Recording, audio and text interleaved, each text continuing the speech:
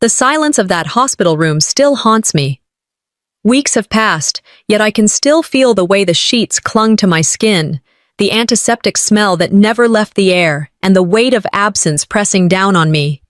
14 weeks of carrying hope inside me, only for it to vanish in one night of bleeding and panic. When the nurse placed her hand gently on mine, her lips moved with words I couldn't hear. The only sound that mattered was the deafening quiet where a heartbeat used to be. When I finally went home, the silence followed. The house was neat and tidy, as if nothing had changed. But everywhere I looked, I saw reminders of what would never be. The catalog of baby furniture still lay on the coffee table, its glossy pages showing cribs and rocking chairs I had once circled in ink. In the corner of our bedroom, a tiny pile of folded baby clothes sat untouched, as if mocking me for daring to dream. People say, "Time heals all wounds."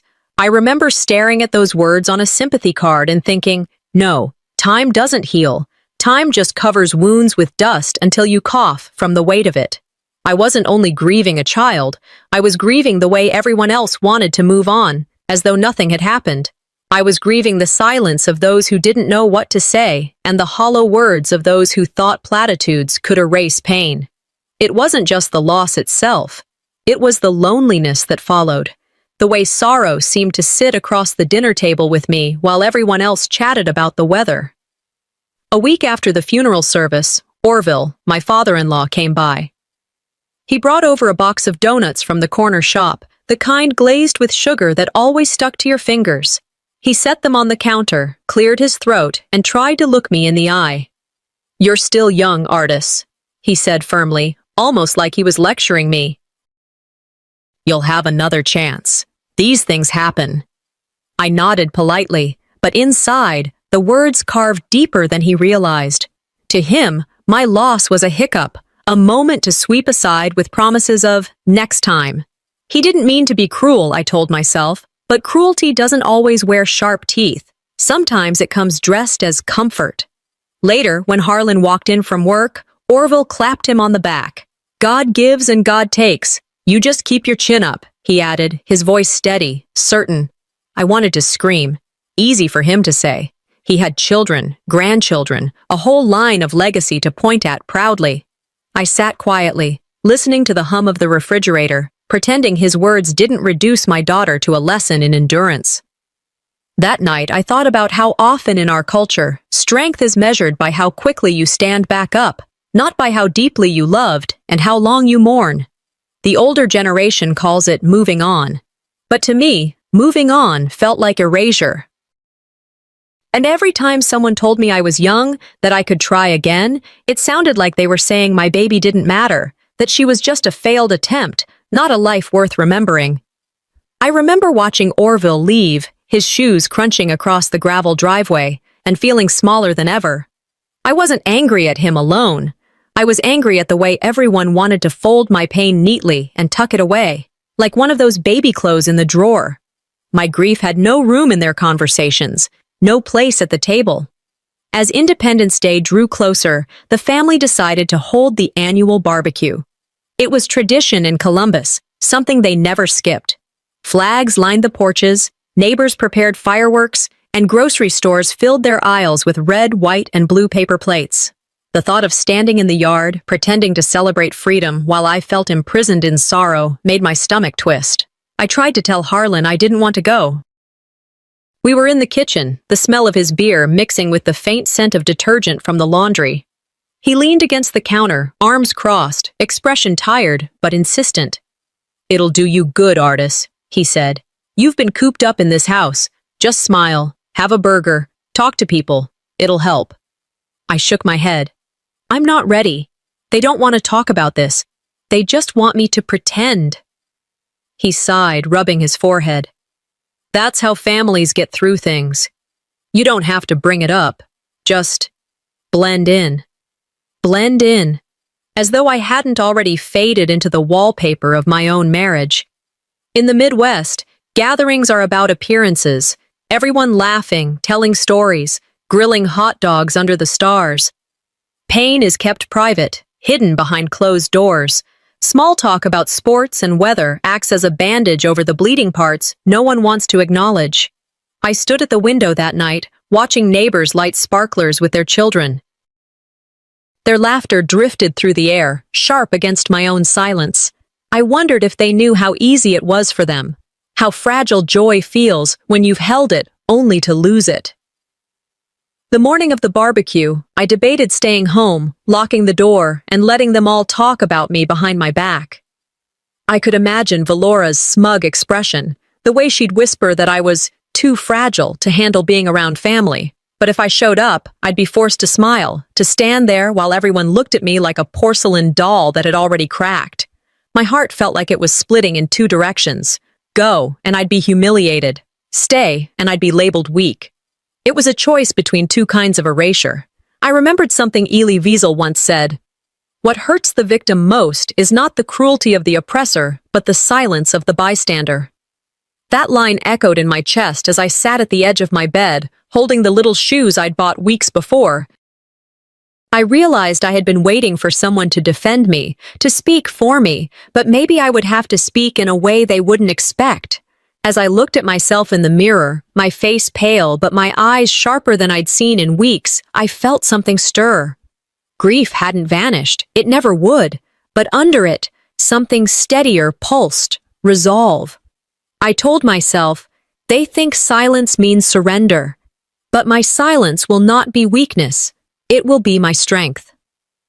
That thought carried me through the morning as I dressed in a plain sundress, one that didn't hug my still soft belly, but didn't hide me either. I wanted them to see the truth. I was not erased. But all of this, every ounce of quiet resolve, would be tested soon enough. Because that was before the glass clinked and her smile carved a wound I couldn't ignore. The afternoon sun was still high when Harlan and I pulled up to Orville's house. From the street, I could already hear laughter, smell the mix of charcoal smoke and sweet corn grilling. Streamers in red, white, and blue fluttered from the porch railings, and children ran barefoot across the lawn, sparklers already lit, even though fireworks wouldn't start until nightfall. The moment I stepped out of the car, I felt the weight of too many smiles. Cousins rushed forward with voices a little too cheerful. There she is, as though volume could mask the unease behind their eyes. Hugs came quickly, but none lingered. It was the kind of Midwestern politeness that wrapped everything in sugar, even judgment. I knew that kind of cheer well. It was camouflage. Harlan squeezed my shoulder and almost immediately drifted toward a circle of cousins holding beers, already arguing about baseball scores. Within seconds, his back was to me, his voice carrying louder as if nothing in the world had changed. I stood alone, clutching a paper plate, pretending not to notice the sidelong glances from the women gathered near the grill. I told myself to breathe, to steady my hands, because the real performance was just beginning. When it came time to sit, I realized every chair at the main table was filled. A cousin I barely spoke to gestured vaguely toward the side yard. Sorry, Artis, no space left up here. We set a spot for you over there. His tone was polite enough, but his eyes never met mine. I followed his hand and saw it, a single folding chair wedged next to the trash bin and two overflowing recycling cans. The air there was sharp with the smell of beer bottles baking in the heat and meat wrappers stuffed in black bags. My stomach dropped, but I forced a smile and walked toward it. As I lowered myself into the chair, the metal legs wobbled against the uneven patio. A child's voice rang out, high and innocent. Why is Aunt Artis sitting by the garbage? Giggles broke out around the yard. No one corrected him. A few adults chuckled nervously and turned away. The shame hit like a slap across my face. I stared at the bins, lids half open, flies circling lazily, and thought, I wasn't part of the family table anymore. I was waste management. In families like ours, where placement at the table mattered, who sat beside Orville, who got the shaded spots near the grill, your chair was your status. And mine told the story plainly. I didn't belong. I tried to focus on the food in front of me, but the laughter carried. Plates clattered, cousins shouted across the yard, and I sat with the steady smell of garbage at my side. My chest ached, but I kept my face blank. In this family, breaking down was the same as surrender. Then, as if fate wanted to twist the knife deeper, I overheard voices near the drink cooler. Two relatives stood pouring lemonade, their whispers not nearly quiet enough. Maybe she lost the baby because she wasn't taking care of herself, one muttered. The other sighed, tilting her head toward Valora across the yard, who was glowing in a sundress, hand resting dramatically on her stomach. Look at her, though. Valora's pregnancy looks so much healthier. The words sliced through me, hotter than the July air. My loss wasn't just grief anymore. It was being reframed as failure, as carelessness. My tragedy was gossip fodder, a cautionary tale at my own expense. I clenched my fists under the table, nails biting into my palms, fighting the sting in my eyes. I thought of a line I had once read. What kills you inside isn't what people say to your face, but what they say when they think you're not listening. Now I understood it completely. Across the yard, Harlan threw his head back in laughter, his beer lifted high. He didn't notice the way my body stiffened, or maybe he chose not to. Valora was in the center of it all, basking in attention, her glow magnified by every pair of eyes turned her way. She moved like a queen in her court, and I, sitting by the trash, wasn't even a subject. I forced a bite of watermelon into my mouth, the juice sweet but tasteless, and tried to make my face look neutral. Inside, though, the realization burned. In this family, silence was never neutral. It was a vote, and by their silence, every last one of them had voted me out. I watched Valora raise her glass, her smile wide as she scanned the crowd. Then, across the rim, her gaze found mine. Our eyes locked for a moment too long, and she smiled again, slow, deliberate, like she already knew she'd won. The clinking of glasses grew louder as Valora stood, her smile painted bright under the fading sunlight. I sat stiffly in my chair near the bins, trying to make myself smaller, but every sound carried straight to me.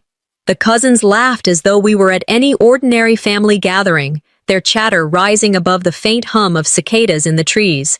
Then came the toast. "To family and new beginnings," Valora announced, her voice ringing across the yard like a church bell. She lifted her glass high, pausing just long enough for everyone to follow. Harlan stood a few feet from her, and my heart clenched when I saw him raise his beer in unison. He didn't look at me. He didn't falter. His faint smile rested comfortably beside hers, as though her happiness was his own. My pulse pounded in my ears.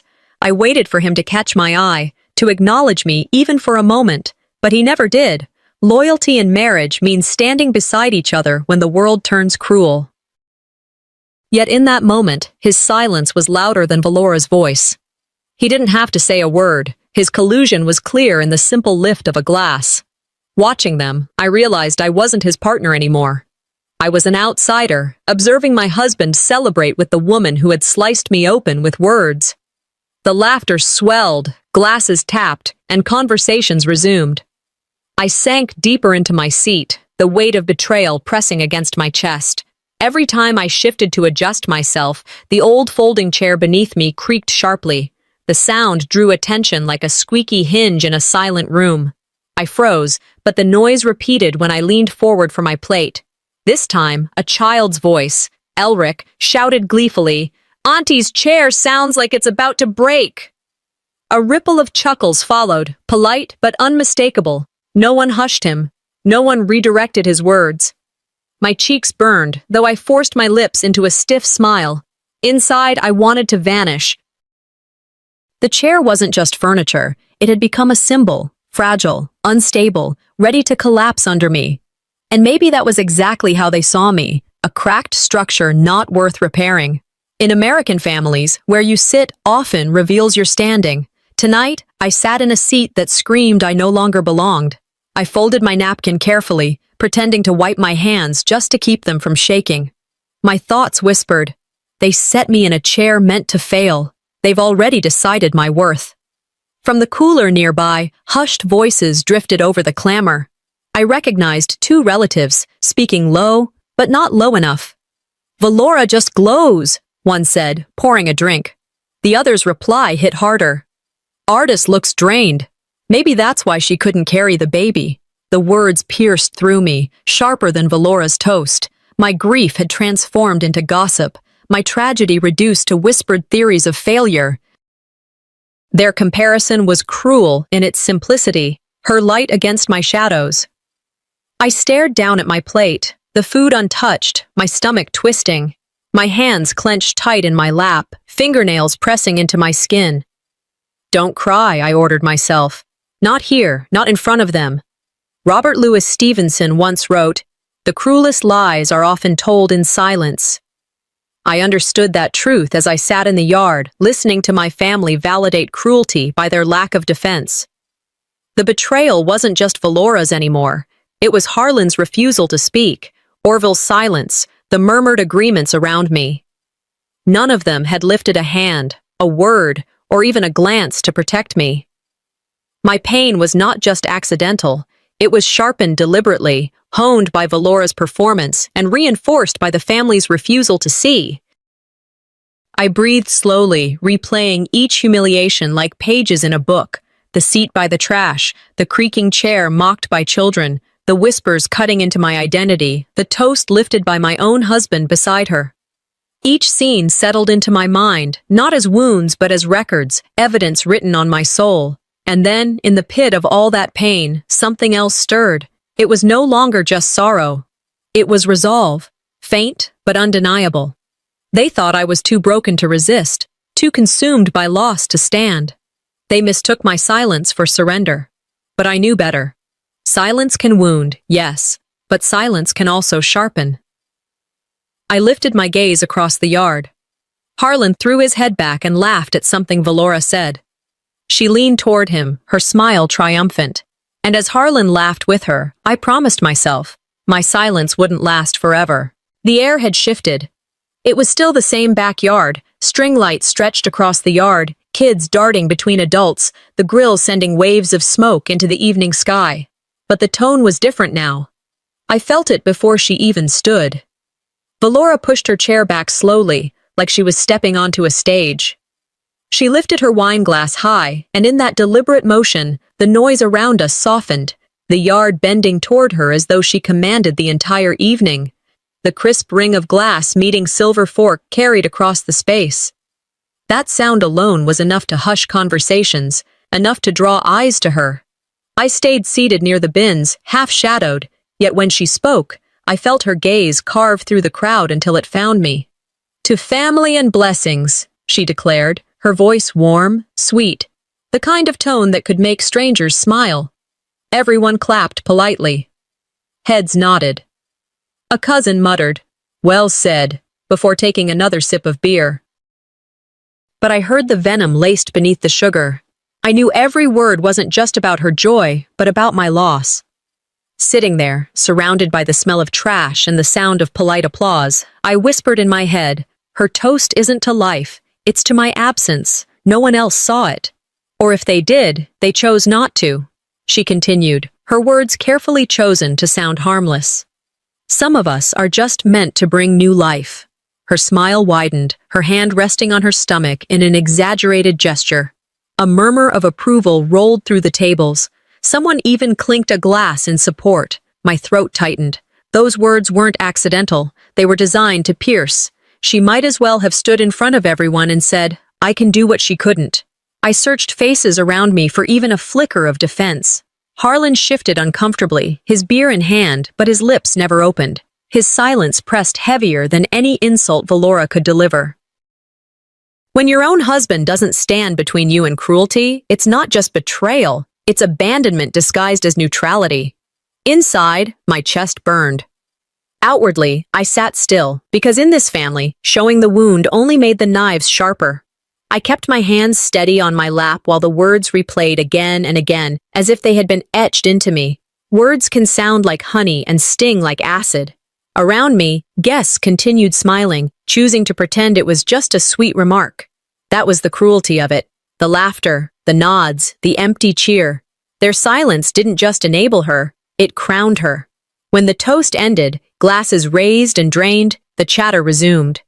Valora glided past the tables, pausing at my side.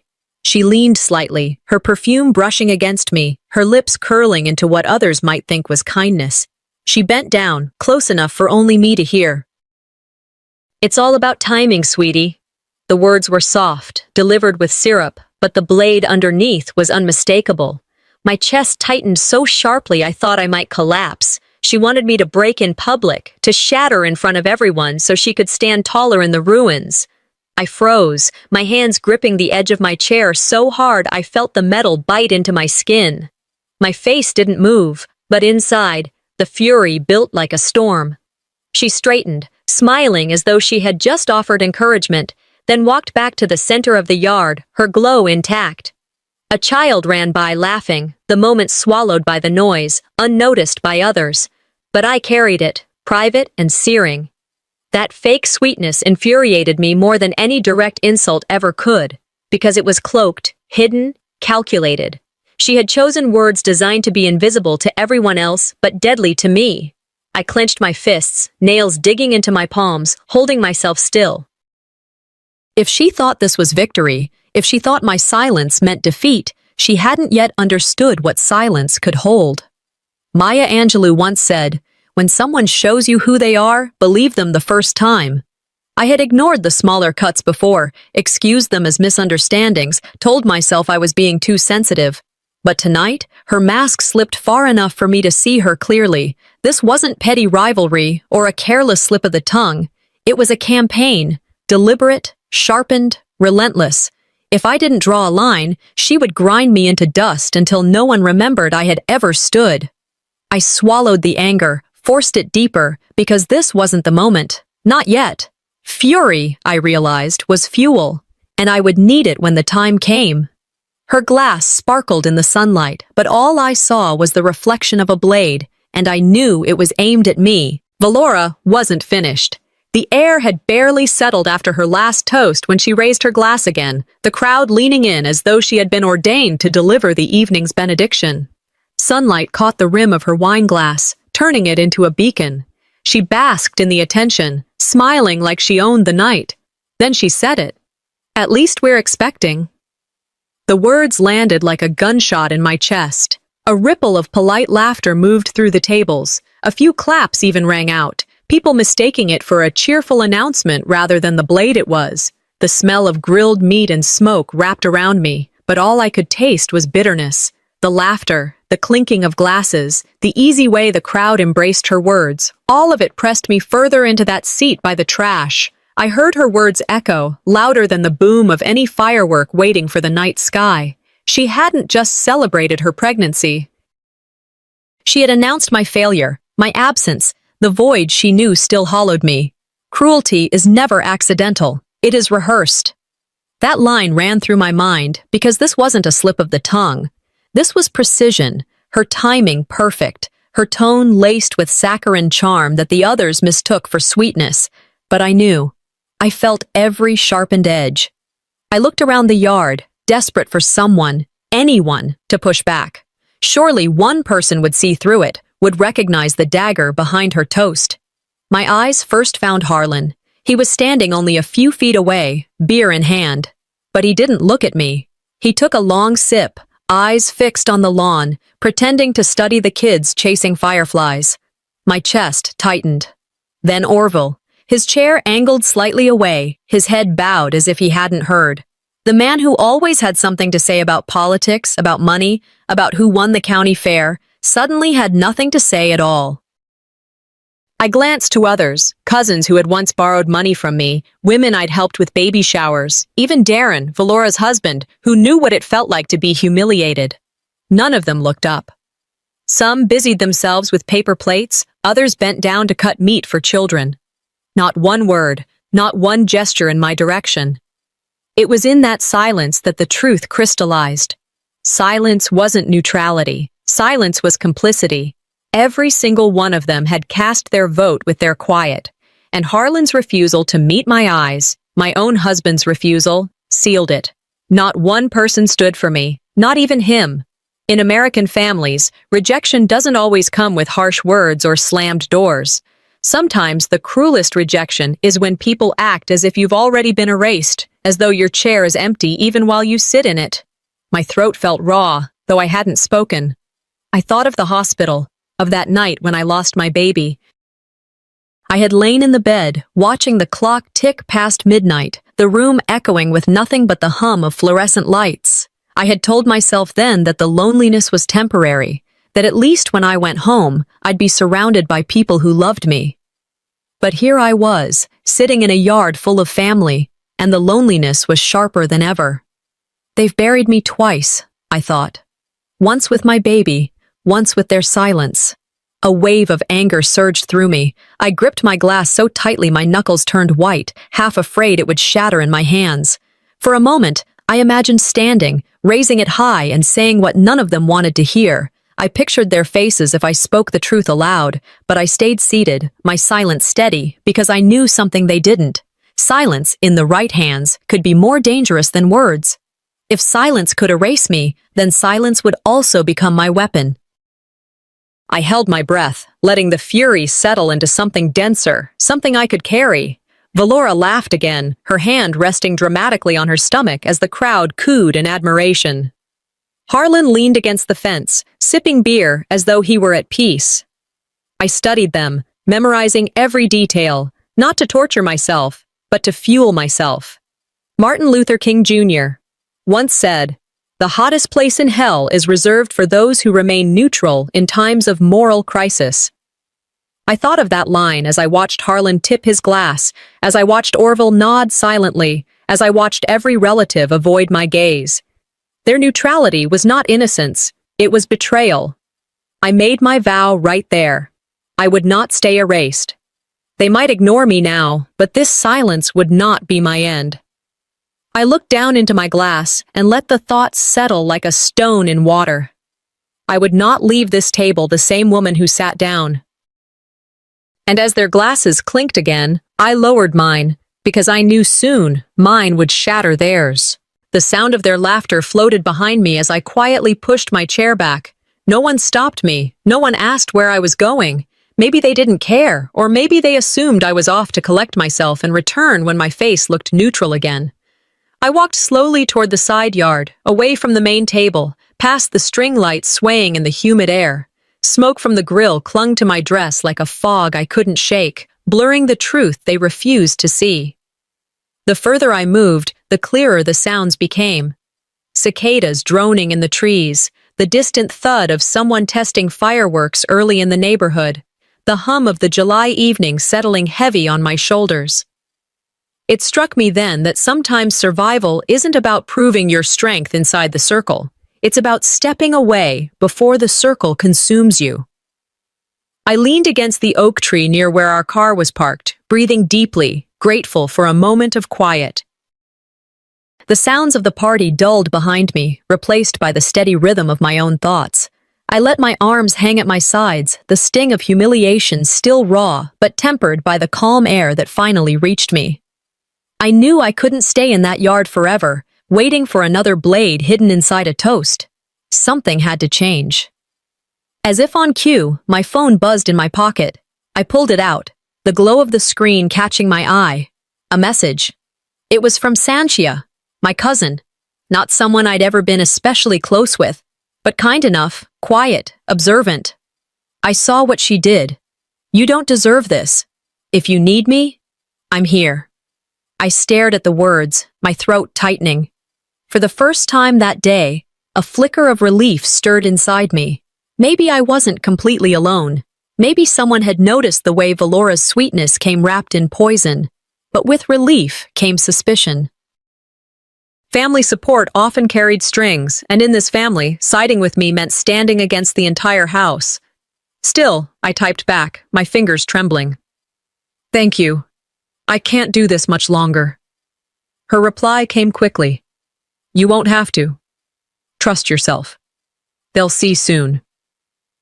I read the words over and over, holding the phone as though it were a lifeline. In a house of silence, one whisper of truth can feel like thunder. That thought rang loud in my head. I looked up at the fading sky, stars not yet visible, and felt a tiny thread of hope weave its way through the anger inside me. I wasn't erased completely, not yet. But hope wasn't enough. I needed more than comfort. I needed proof. I walked toward our car parked under the oak, the crunch of gravel beneath my sandals steadying me. My hands moved automatically as I opened the glove compartment and pulled out the old phone I had hidden weeks ago, the one that held the file. My pulse quickened. but it wasn't fear. It was anticipation. My fingers shook slightly as I scrolled, then pressed play. Valora's voice filled the quiet of the car, sharp, smug, undeniable. Once I have this baby, the family will forget about her. That's how it works. The words sliced through me just as they had the night I first saved them. Cruel then, cruel now. But tonight, they weren't just pain. They were evidence. I closed my eyes, letting her words replay again. The truth was recorded in her own voice. There was no explaining it away, no sugarcoating with a fake smile. This wasn't paranoia. This was strategy. Hers, yes, but now mine. I breathed in, steadying myself. I wasn't ready to reveal it yet. Timing mattered, and Valora herself had reminded me of that. But I would. Soon. I pressed stop, then tucked the phone back into its folder, saving it carefully, like a blade wrapped until the right moment to cut. Not yet, I whispered to myself. But soon! A crackle of fireworks in the distance lit the horizon briefly, scattering light across the treetops. It was almost poetic, that sound of small explosions warming up for the larger ones still to come. I thought of the old saying, revenge is a dish best served cold. Tonight, my silence was the freezer. I stood taller, brushing off my dress, the heat of the day still clinging to my skin, but the chill of resolve cooling my thoughts. My silence was temporary. My evidence was undeniable. As I turned back toward the yard, hearing their laughter float through the summer air, I pressed play again, listening to her words echo in the dark. Because the next time they heard this voice, it wouldn't be in secret. When I walked back into the yard, the sound of chatter met me like static. Too loud, too forced, too practiced. The air was thick with the smell of charcoal and sweet corn, but it couldn't mask the bitterness that lingered on my tongue. I carried the recording inside me like a hidden blade, sharp and undeniable, though no one knew what I held. They were mid-conversation, laughing too easily, as if Valora's earlier words hadn't sliced the air in half. She saw me immediately. Her eyes narrowed before a smirk tugged at her lips, the kind of smirk that said she believed the night belonged to her. She tilted her head in mock sympathy, then turned back to her admirers, clutching her wineglass like a trophy. I sat down again, silent, letting their shallow chatter wash over me. Their words were noise, my silence was steel. They thought my quiet was defeat, but they forgot what silence can do when sharpened. In that moment, I wasn't just enduring, I was waiting. Valora's voice suddenly rose above the others, loud enough to pull the circle's attention. She pressed a hand to her chest, her expression shifting into exaggerated innocence. "I never meant to upset anyone," she declared, her tone quivering just enough to mimic sincerity. "I was only celebrating our joy." Gasps of sympathy rippled through the tables. A cousin patted her arm. Someone murmured, "She's right, she didn't mean harm." I watched her clutch her stomach as though she were shielding her unborn child from attack, tears shimmering at the corners of her eyes. It was performance, practiced down to the tremble in her lip, and they were falling for it. I bit down on the inside of my cheek, refusing to interrupt. I needed every detail, every gesture, stored away. She was spinning herself as victim, turning the knife she had driven into me into a wound she could display to the crowd. She rehearsed this scene as carefully as her toast, I thought. I had seen this kind of theater before, the kind that Americans love to believe in, where a quivering voice is mistaken for truth. They wanted to be convinced of her innocence, because believing me meant admitting their own silence had been complicity. The yard was quiet when the next voice cut through. Orville, standing tall, his booming tone carrying authority like it always had. "Enough," he barked, silencing the murmurs. "We're here to celebrate, not to drag each other down with drama." Heads nodded in relief, as if his word was final judgment. His dismissal was clean, efficient, leaving no room for defense. By waving his hand, he reduced Valora's cruelty to harmless banter, my humiliation to nothing more than a misunderstanding. I looked at him, the patriarch, the man whose approval defined the room. When the patriarch denies reality, the whole family follows the lie. "Gossip has no place here," Orville added sternly. We will not let rumors or bitterness ruin this family's name." His gaze flicked across the yard, but never once landed on me. His voice wasn't meant to defend me. It was meant to protect her mask, to preserve the illusion of harmony. In my mind, I whispered back to him, though he'd never hear it. "You're not saving the family. You're saving her mask." The guests fell silent, trapped in the suffocating weight of his command. No one dared speak. The laughter had evaporated, leaving only the clink of silverware against plates and the heavy thud of my own heartbeat. I sat still, every humiliation replaying like a reel behind my eyes. Valora's sugar-coated daggers, Harlan's silence, Orville's denial, all pieces of a system built on masks and denial. Flannery O'Connor's words came to me then. "The truth does not change according to our ability to stomach it." They could deny, cover, and pretend, but the truth was already in my hands. I straightened in my chair, my resolve quiet but solid. If they chose masks over truth, then I would rip the masks apart. Fireworks cracked faintly in the distance, the sound like a warning, echoing the explosion building inside me. The night was far from over. They hadn't heard the recording yet.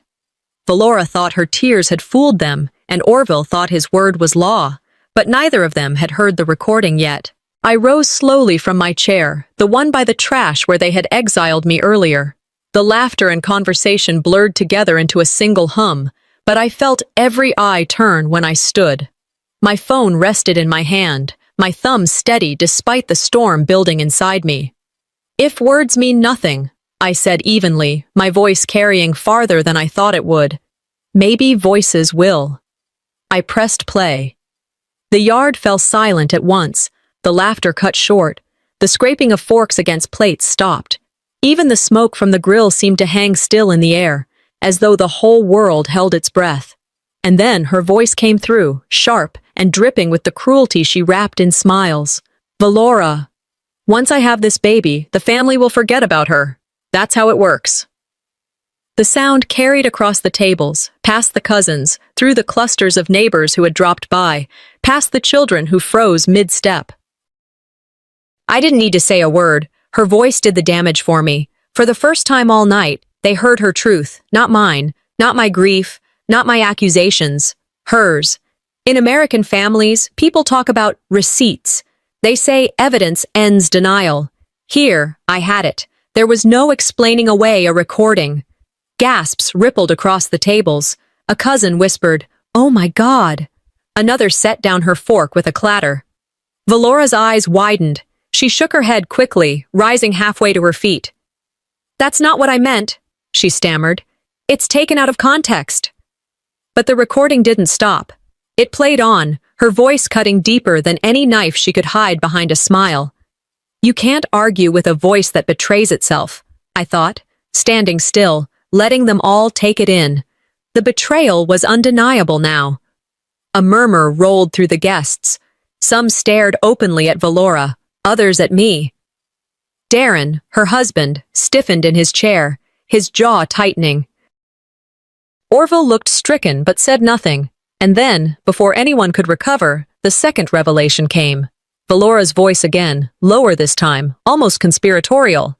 "And anyway, this baby, not even sure if it's Darren's." The silence that followed was total. A plate slipped from someone's hand and shattered against the patio stones. Darren's head snapped up so fast I thought his neck might break, his face drained of color before it flushed with rage. "You said what?"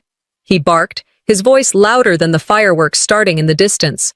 Valora's body trembled. She stumbled backward a step. No, that's not true. It's old. It's not what you think." But the damage had been done. Gasps turned into chaos. Chairs scraped. Glasses tipped. Someone shouted.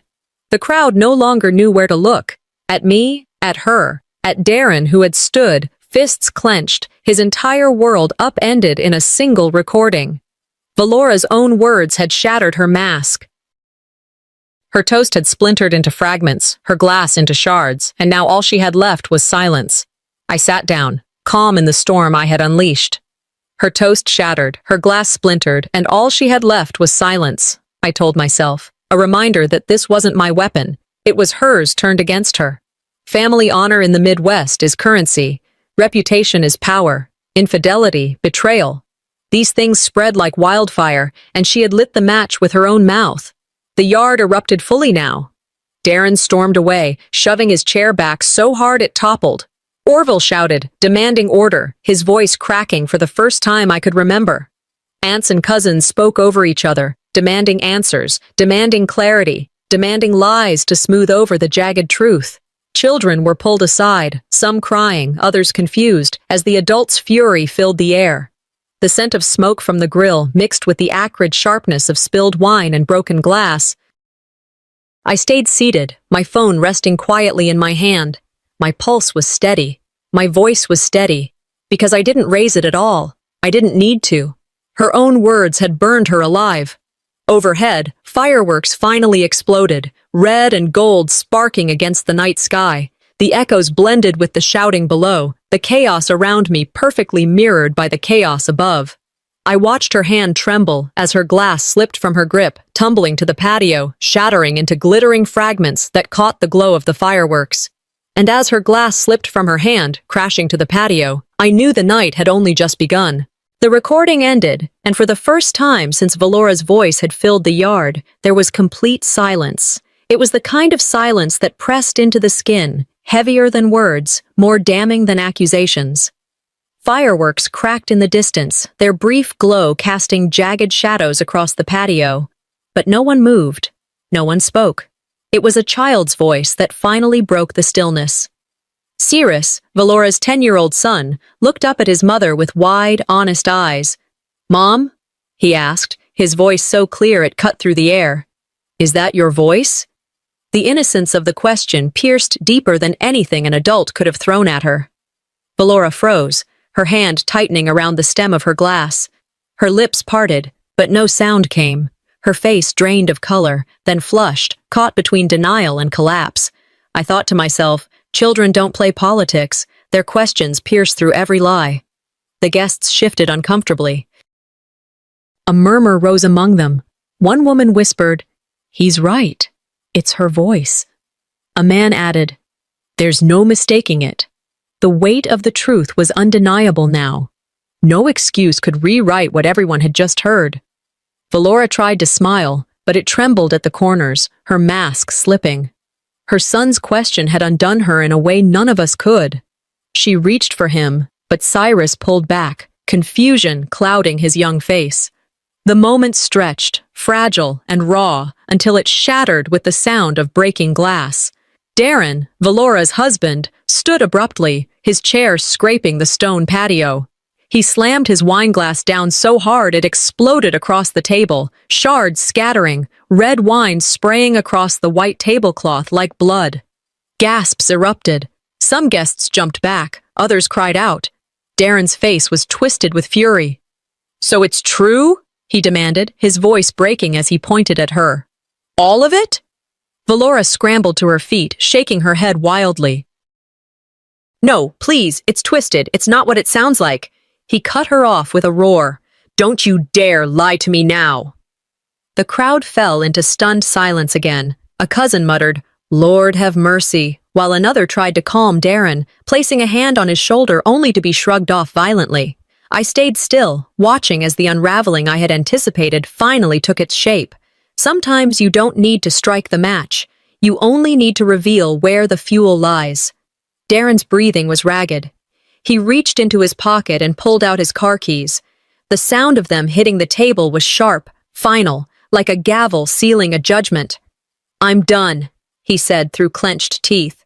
"You've humiliated me in front of everyone. I won't play this game anymore." Valora's knees buckled as she collapsed back into her chair. She whispered, "No, Darren, please." But her words dissolved into sobs that no one moved to comfort. The yard split immediately into factions. A few guests rushed to Valora's side, whispering words of pity. Others shook their heads, muttering that she had brought this on herself. The gossip began before Darren even walked away, each whisper another crack in her carefully built facade. Orville tried to seize control. His booming voice carried across the yard, though it cracked under the weight of the chaos. Enough, he bellowed. We will not let this family tear itself apart in front of the neighbors. But the power he once wielded was gone. His words didn't land like law anymore. They scattered uselessly, drowned out by the sound of murmurs, the clink of nervous glasses, the thud of footsteps as Darren stormed off, fireworks booming overhead in time with the crash of his departure. I sat back in my chair, calm in the eye of the storm. My silence, once mistaken for weakness, now held more weight than any speech I could give. This wasn't my destruction, I thought. It was theirs, written by their own hands. I remembered a quote I had read long ago. When the truth comes out, it doesn't knock.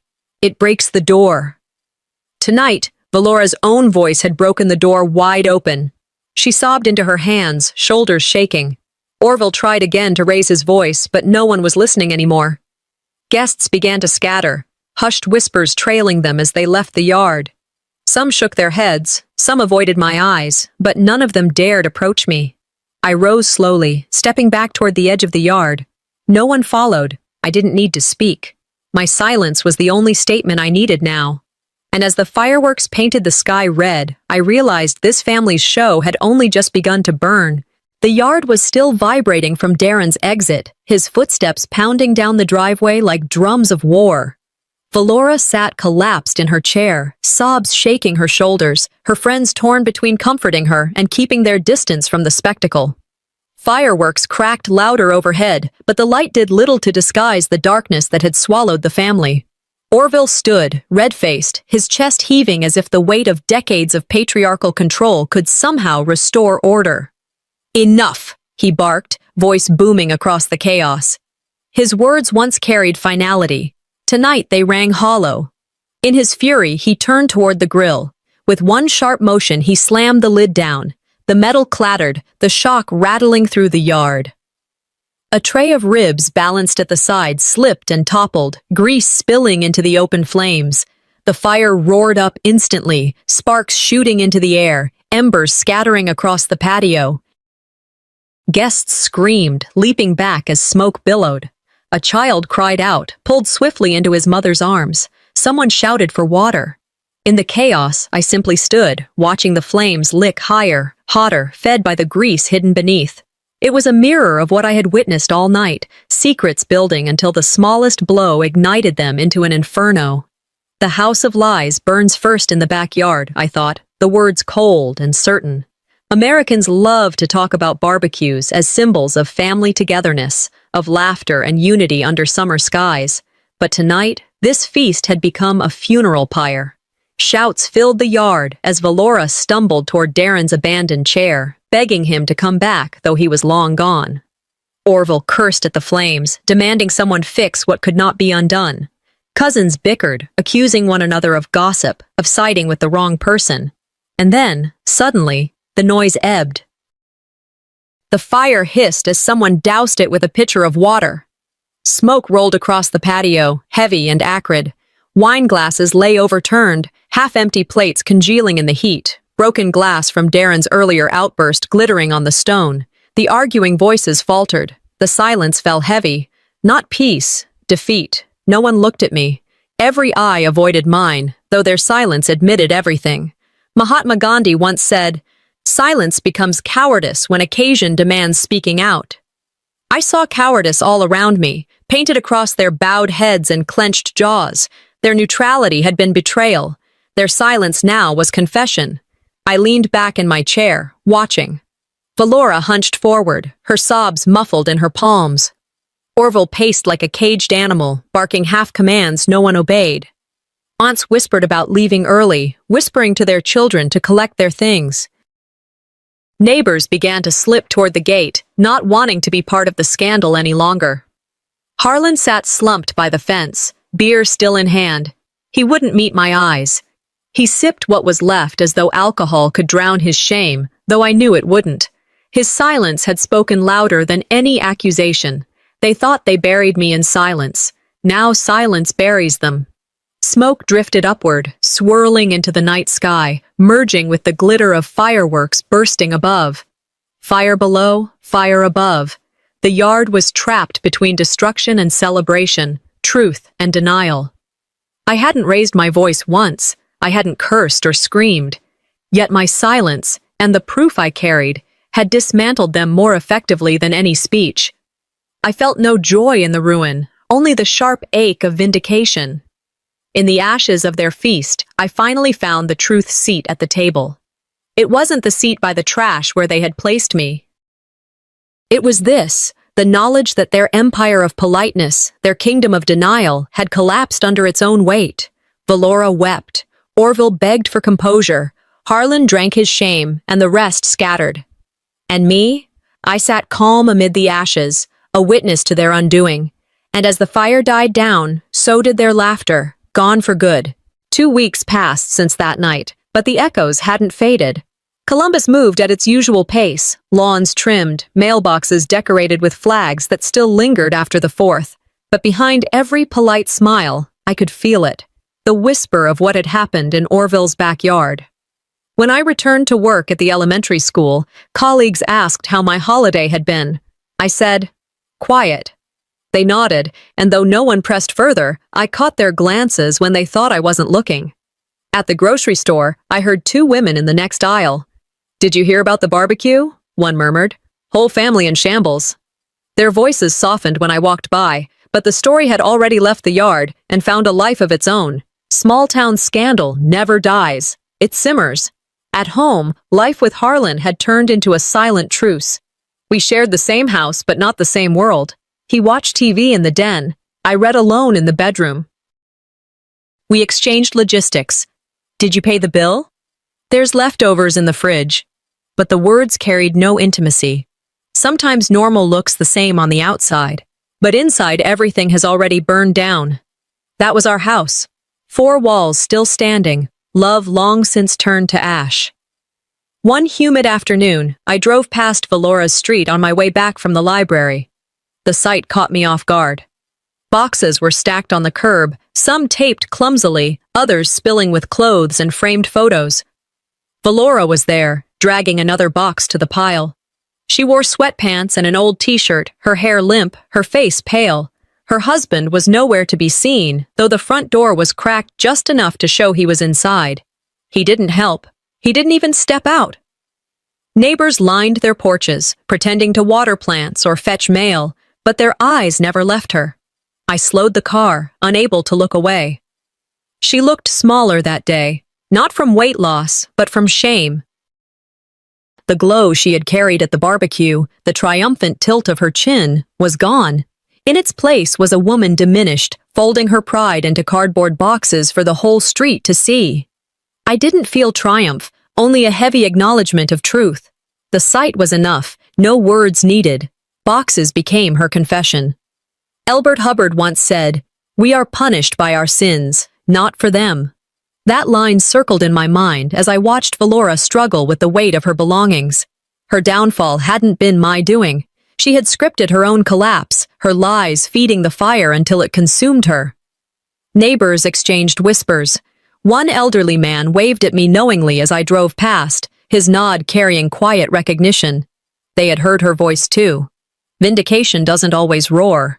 Sometimes it whispers through cardboard boxes on a front lawn. Back home, I set my keys on the counter and sat at the kitchen table. The house was still, Harlan somewhere in the back. I thought about the future, about whether I could continue this life tethered to his silence. The answer grew clearer with every day. I began looking at my bank statements differently, making mental notes about what was mine and what I'd need to separate. I thought about therapy, about reclaiming pieces of myself I had abandoned. I didn't know the exact path, but I felt stronger, less erased. Watching Valora leave her house that day had not left me empty. It had given me space. Space I could finally fill with my own choices. As I saw her drive away, car weighed down with boxes of her past, I realized I wasn't just watching her leave. I was preparing to leave too. The late summer air was heavy with cicadas as I turned onto Orville Street. The quiet felt strange, almost funereal, so far removed from the chaos that had erupted weeks earlier. The yards were manicured, flags still hanging limp from porches, neighbors watering their lawns as if everything had returned to normal. But nothing was normal. Not for them, not for me. I pulled into the drive slowly, headlights washing across the same backyard where words had burned hotter than the fireworks. The smell of charred meat still seemed to cling to the air, though it might have been only memory. On the passenger seat beside me sat a small shoebox, plain and worn. Inside, tucked carefully in tissue paper, were the tiny baby shoes I had bought when I was still daring to hope. I had held on to them through the hospital, through the silence that followed, through the ridicule and betrayal. Tonight, they weren't just shoes. They were my weapon, my proof, my mark. Closure doesn't come when they apologize. It comes when you stop needing them to. That thought pulsed in my chest as I picked up the box and opened the car door. The yard was quiet now. No laughter, no clinking glasses, just the remnants. A stained tablecloth still stretched across the main table, char marks scarring the grill, chairs left in disarray like soldiers after defeat. I stepped onto the patio, the cicadas droning like a low hymn around me. I walked to the center table, the very place where Valora had stood so proudly, glass raised to slice me down. I set the shoebox there, my hands steady. Then I lifted the lid and placed the baby shoes gently in the center, soft white fabric glowing faintly in the dim porch light. "This was my child's place," I whispered, my voice barely audible but sharp in the stillness. "You tried to erase it. Now it erases you." I didn't linger. I didn't need witnesses. I knew someone would find them soon enough. The act itself was enough. And sometimes revenge isn't loud. Sometimes it's 2 inches of fabric left on a table. I turned and walked away, the gravel crunching under my sandals as I returned to the car. I didn't look back. Later, Sanchia told me what happened. When Orville found the shoes, he froze, his face drained of all color. For the first time, the man who had always had a word for everything had none. Valora collapsed into sobs, insisting it was cruel, that I had gone too far, but no one believed her anymore. Harlan stayed silent, just as he had every other time, proving himself the coward I already knew him to be. The neighbors whispered. "She left the baby shoes," they said, retelling the story in hushed voices that spread faster than any lie Valora had ever spun. My act had become legend on our street, small, simple, unforgettable. A single act of defiance can echo longer than a lifetime of silence. I carried that truth with me as I drove through town, seeing eyes turn toward me not with pity, but with recognition. When I got home, I felt lighter. The next morning, I sat at the kitchen table with the papers spread before me. My hands didn't tremble as I signed my name, filing for separation from Harlan. The decision was final. Humiliation had turned into strength. Silence had become proof. Grief had sharpened into resolve. They had thought they erased me, but I had carved my name in silence, and it stayed.